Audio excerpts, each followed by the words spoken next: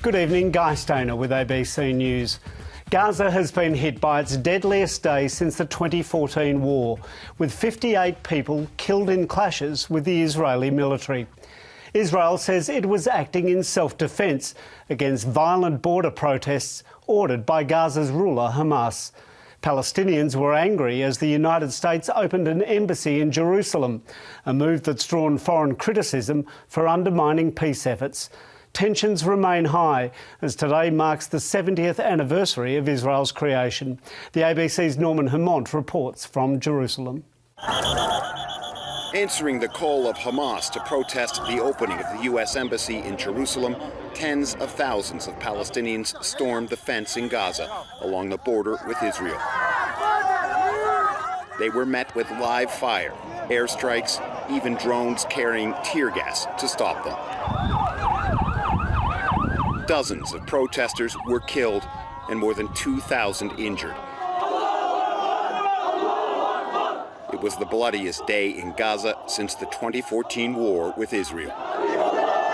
While Palestinians were mourning the dead, Israelis were celebrating the U.S. recognition of Jerusalem as their capital. The U.S. president's son-in-law said it's all due to Donald Trump. Once in office, this president delivered, because when President Trump makes a promise, he keeps it.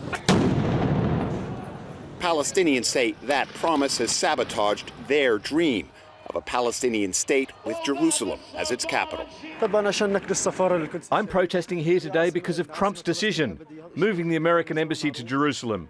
Jerusalem is our capital. Israel has come under growing international pressure over the recent deaths of Palestinians. Every Friday for the past 6 weeks, they've been protesting for the right to return to the homes they lost in 1948.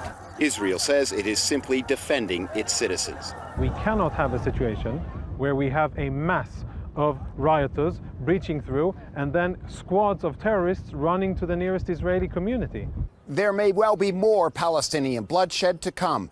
The past 6 weeks of protests have been leading to today, the 70th anniversary of Israel's independence. Palestinians call it Nakba, the day of catastrophe. Any chance of peace seems as distant as ever. Israel has warned if the protests at the border continue, it will respond. And a short time ago, Norman Hermont gave us an update on those protests.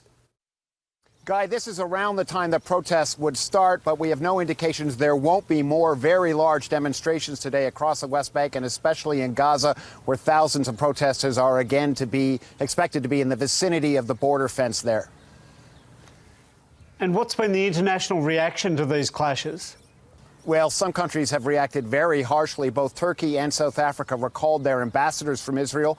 The president of Turkey even called the killings an act of genocide. Some Western nations like France, the United Kingdom and Germany have called on Israel to show restraint. But Washington is essentially backing the Israeli point of view that Hamas provoked these killings yesterday, and Prime Minister Turnbull called the killings a tragedy, but he said also that Hamas bears quite a bit of responsibility for the confrontations that led to the deaths.